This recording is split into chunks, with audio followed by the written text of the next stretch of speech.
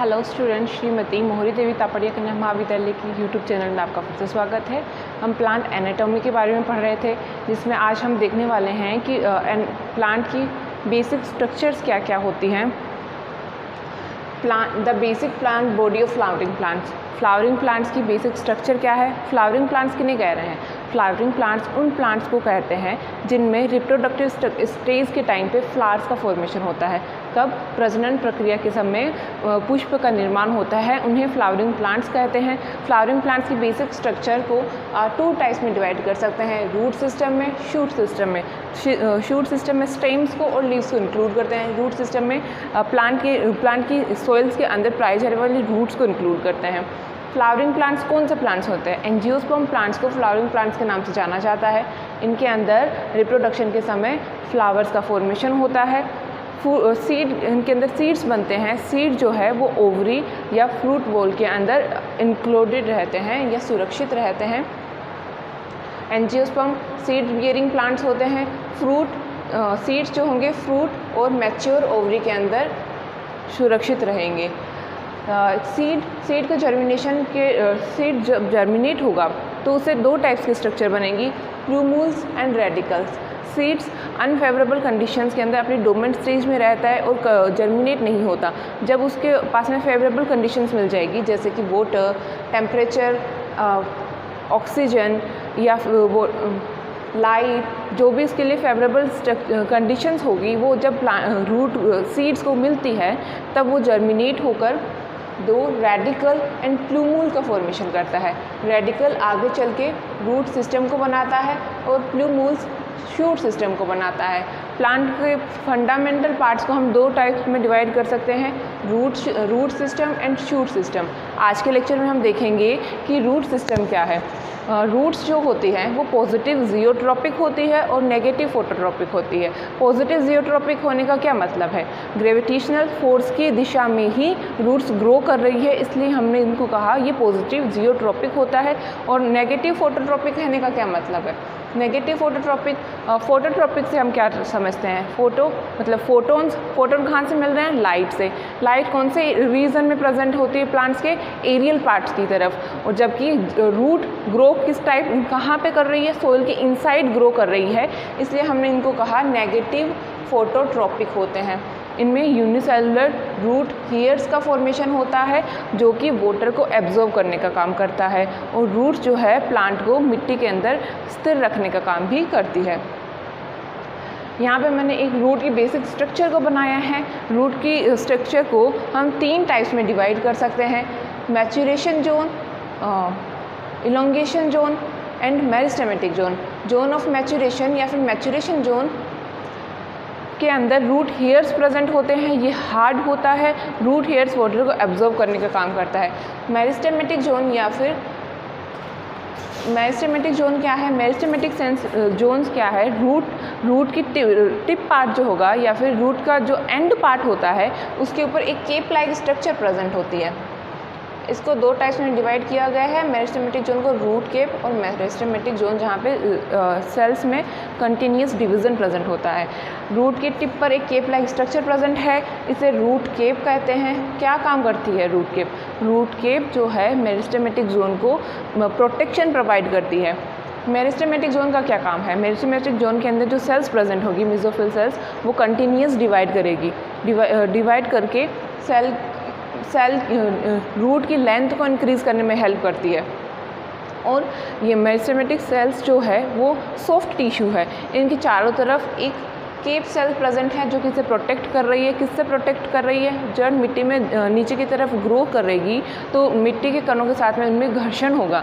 इस घर्षण बल से या फिर इस घर्षण से जो डैमेज हो सकता है प्लांट के पार्ट को, उससे बचाने के लिए इसमें रूट केप प्रेजेंट होती है। मेरिस्टेमेटिक जोन का प्रोटेक्शन का काम करती है। जोन ऑफ इलोंगेशन क्या है? जोन ऑफ इलोंगेशन में मेरिस्टेमेटिक सेल से जितनी बहुत सारी सेल्स का कंटिन्यूस फॉर्मेशन हो रहा है, वो सेल्स यहाँ पे इलोंगिएट होती जाएगी। इलोंगेट क्यों हो रही है? क्योंकि रूट की लेंथ को इंक्रीज़ करना है, इसलिए इस जोन में जो सेल्स प्रेजेंट होती है वो कंटिन्यूसली इलोंगेशन को शो करती है। इन सेल्स की लंबाई में वृद्धि होती रहती है। लंबाई में वृद्धि होने की वजह से ये रूट की लंबाई में भी वृद्धि करती है।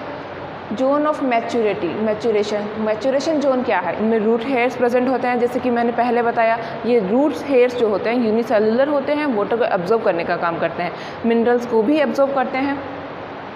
इस पार्ट को जोन ऑफ मैच्योरेशन कहते हैं। प्लांट के अंदर कितनी टाइप्स की रूट्स प्रेजेंट हो सकती है? प्लांट्स के अंदर मेनली 2 टाइप्स की रूट्स को देखा जाता है, tap root and adventitious root. Tap root क्या है? टेप रूट जैसे हम मूली का पौधा हमने देखा है, उसमें एक मूली जो हम खाते हैं वो एक रूट पार्ट है। ये हार्ड होती है और इससे छोटे छोटे जो ब्रांचेस निकली होती है मूली के ऊपर, इन्हें सेकेंडरी रूट्स कहते हैं। और जो मूली हम खा रहे हैं उसे प्राइमरी रूट के नाम से जाना जाता है।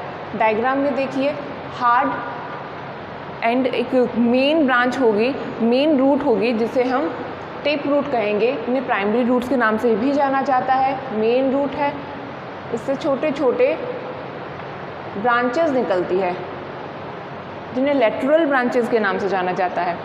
एग्जाम्पल गाजर, मूली एक्सेट्रा।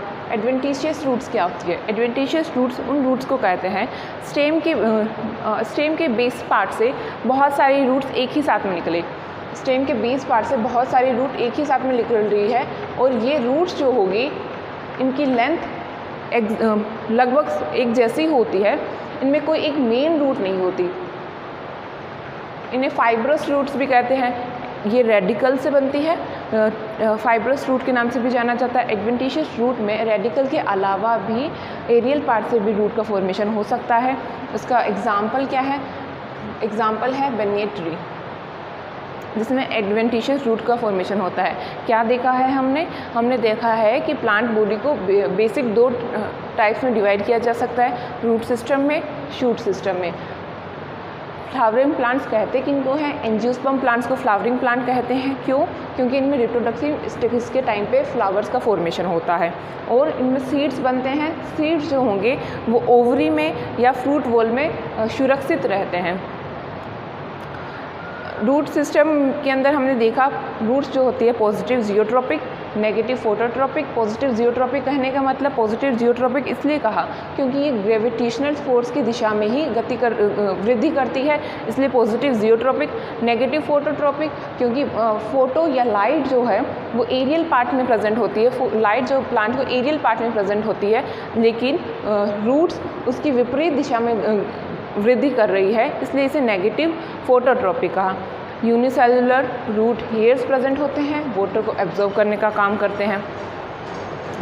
रूट की स्ट्रक्चर में हमने देखा टिप पार्ट पे रूट केप प्रेजेंट होती है, जो कि उसको प्रोटेक्शन प्रोवाइड करती है कि वृद्धि जब करे रूट, उसमें घर्षण की वजह से प्लांट पार्ट डैमेज ना हो, इसलिए रूट केप प्रेजेंट होती है जो प्रोटेक्शन का काम करती है। ये मेरिस्टेमेटिक जोन है, इसमें सेल्स कंटिन्यूस डिवाइड होती रहती है। इलोंगेशन जोन्स में मेरिस्टेमेटिक जोन से जो सेल्स बनी है वो इलोंगिएट होती रहेगी, जिसकी वजह से रूट की लंबाई में भी वृद्धि होगी। मैच्योरेशन जोन्स में रूट हेयर प्रेजेंट होते हैं। ये हार्ड पार्ट होता है और वाटर को एब्जॉर्ब करने का या मिनरल्स को एब्जॉर्ब करने का काम करता है। 2 टाइप्स के रूट के बारे में हमने पढ़ा, tap root and adventitious root, जिसमें टेप रूट एक मेन ब्रांच होती है, एक मेन रूट होती है जिससे छोटी छोटी लेटरल ब्रांचेस निकली हुई होती है। एग्जाम्पल मूली और गाजर। एडवेंटिशियस रूट कौन सी है? एडवेंटिशियस रूट्स उन रूट्स को कहते हैं जिनमें स्टेम के बेस पार्ट से बहुत सारी रूट्स निकलती है। स्टेम का बेस पार्ट, उससे बहुत सारी रूट्स निकल रही है, लगभग सारी रूट्स एक समान होती है। इन्हें फाइब्रस रूट के नाम से भी जाना जाता है। एडवेंटिशियस रूट जो है उसमें एरियल पार्ट से भी रूट का फॉर्मेशन हो सकता है। रेडिकल के अलावा एरियल पार्ट से भी रूट का फॉर्मेशन होता है। एग्जाम्पल में हमने देखा बनियन ट्री। आई होप आपको आज का लेक्चर समझ में आया होगा। अगर इसमें कुछ प्रॉब्लम हो तो मुझसे शेयर करना मत भूलिएगा। Have a good day students.